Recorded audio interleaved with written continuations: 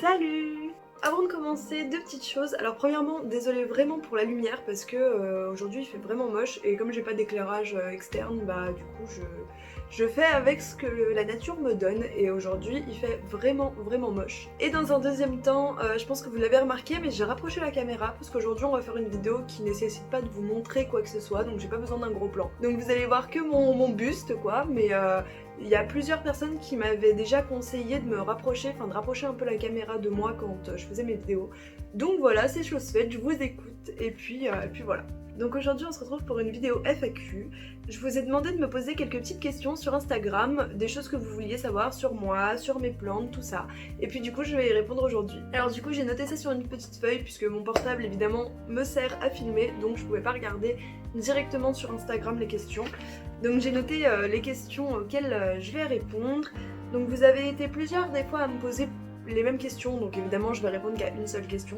Mais voilà. Premièrement, on me pose la question, quel âge as-tu? Alors j'ai 21 ans, j'ai eu 21 ans il y a quelques mois, juste avant le confinement. Et puis voilà, j'ai 21 ans. Ensuite, on me pose la question, quel est ton métier? Alors, j'ai pas de métier, je suis encore étudiante. Donc là, je suis inscrite en Master 1 MEF, donc pour être professeur des écoles. Donc je serai sûrement professeur des écoles plus tard. Mais pour l'instant, du coup, je suis étudiante. Donc on me demande comment et d'où est venu le désir des vidéos YouTube, puis celui du sujet des plantes. Alors, il faut savoir que mon Instagram, si je ne dis pas de bêtises, je l'ai créé le 21 janvier 2020. Donc bah voilà, j'ai commencé à partager des petites choses sur mon Instagram. Et puis petit à petit, il y avait des gens qui me demandaient un petit peu comment planter ces bulbes de caladium, comment les faire germer, enfin bref tout ça, donc comment faire pousser des caladiums tout simplement. Donc j'ai décidé de faire une vidéo IGTV sur Instagram pour expliquer un petit peu comment je faisais mes caladiums, enfin comment je les faisais pousser. Et puis bon, alors cette vidéo c'était la première, elle était pas top du tout, l'éclairage était vraiment mauvais. Bon de toute façon on se retrouve aujourd'hui avec un éclairage pourri, donc apparemment j'ai pas évolué à ce niveau-là.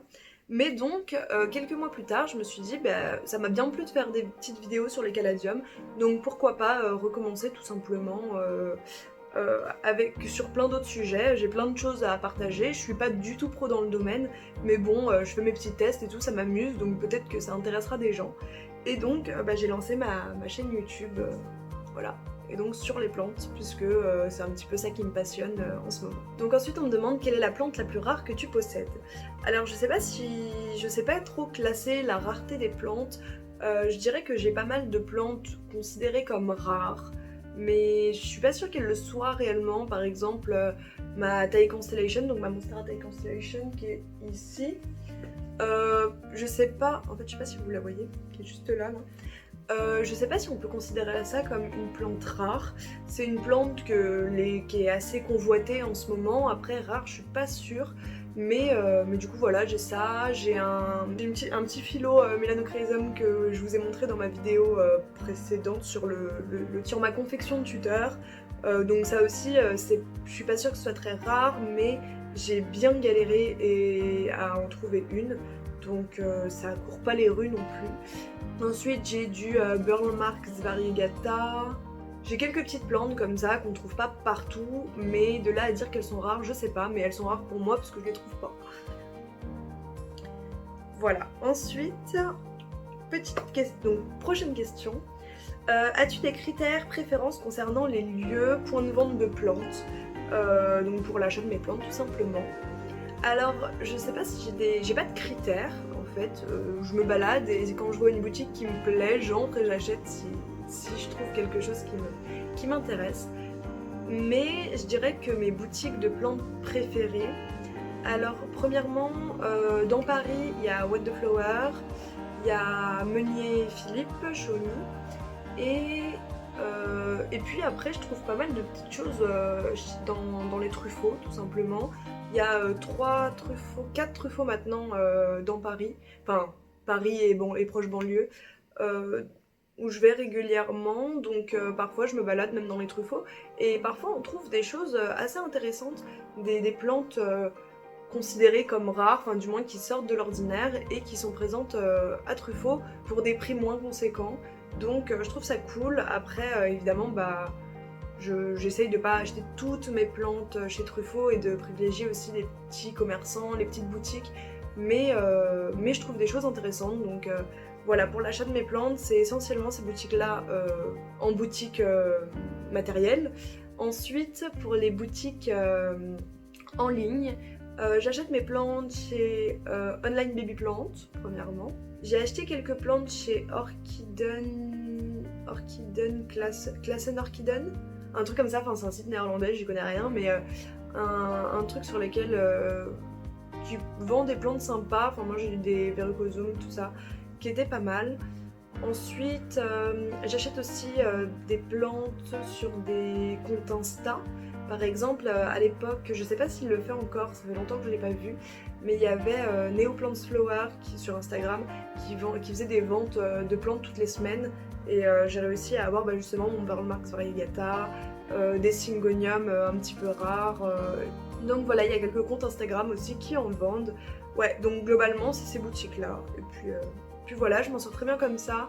Je trouve pas tout, et des fois il y a des plantes que je galère à trouver, mais des plantes rares. Je regarde un petit peu sur Etsy aussi, mais souvent c'est hyper cher et ça vient de très loin. Donc j'ai un peu peur de les recevoir dans un très mauvais état. Mais voilà. Et enfin, dernière question, as-tu des livres à nous conseiller? Alors, je dirais que non, je suis désolée, mais j'ai assez peu de livres plantes. J'ai Attendez, je vais le chercher. Alors, niveau bouquin de plantes, j'ai que celui-là. C'est Arrêtez d'assassiner vos plantes d'intérieur. Et ça, je l'ai acheté il y a 2 ans. Un petit peu moins de 2 ans peut-être. Je l'ai acheté tout simplement quand je débutais, parce qu'en fait ça fait c'est assez récent, ma lubie un peu des plantes. Et du coup je l'ai acheté au début, parce que j'avais des plantes qui faisaient un peu la gueule et je voulais savoir pourquoi. Et du coup il était sympa parce que plante par plante, il y a une bonne quantité de variétés de plantes. Et du coup, il disait un petit peu comment les arroser, leurs besoins en eau, en lumière, tout ça. Donc j'avais acheté ça, mais franchement, ça m'a pas trop servi puisque finalement, je l'ouvre jamais quoi. Maintenant, j'arrive à me débrouiller avec mes plantes un petit peu en tâtonnant par-ci par-là. Donc finalement, je l'utilise pas. Mais pour quelqu'un qui débute, je pense que ça peut être assez bien pour avoir une idée générale. Dedans on a aussi une partie sur les nuisibles, sur les maladies, donc bon ça peut être pas mal. Mais sinon en dehors de ça non, j'ai pas d'autres livres à conseiller. Par contre je me renseigne beaucoup sur internet, j'ai pas de site particulier, mais quand j'ai la moindre question ou quoi que ce soit, je vais chercher sur internet, je regarde sur plusieurs sites, j'essaye de regrouper un petit peu les conseils pour m'en occuper au mieux. Par exemple pour les substrats c'est utile, pour plein de trucs comme ça. Et puis là où je puise pas mal de mon savoir entre guillemets, c'est sur le compte Insta de Jungle Eden qui partage énormément de choses. Elle a une connaissance énorme sur les plantes et du coup elle partage beaucoup de choses en story et des choses très intéressantes. Par exemple elle parle des différents types de substrats, du pH, enfin bref elle fait plein de petits points, d'espèces de petits cours, et je trouve ça hyper intéressant et ça me permet vraiment de mieux connaître les plantes et de mieux savoir comment m'en occuper. Donc voilà, je pense que je vous ai à peu près tout dit. J'avais d'autres questions mais je pouvais pas tout faire en une vidéo, j'avais peur que ce soit un peu long. Maintenant ça a pas l'air d'avoir été trop long finalement.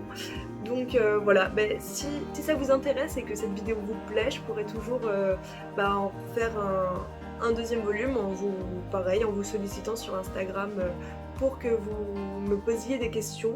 Et puis comme je vous dis, il m'en reste que j'ai pas faites, donc possiblement je pourrais y répondre dans une prochaine vidéo. Donc si vous avez des questions complémentaires qui vous intéressent, auxquelles j'ai pas répondu dans ma vidéo, vous pouvez toujours me les poser en commentaire et puis je vous y répondrai sans aucun souci. Et puis comme d'habitude, vous pouvez vous abonner à mon compte Instagram et à ma chaîne YouTube. On est de plus en plus et ça me fait trop plaisir. Alors évidemment on n'est pas un nombre de dingue, mais ça me fait vraiment chaud au cœur de savoir qu'il y a quand même des personnes qui me suivent et que ça intéresse. Et puis voilà, sur ce, portez-vous bien et occupez-vous bien de vos plantes. Et puis à la prochaine, ciao!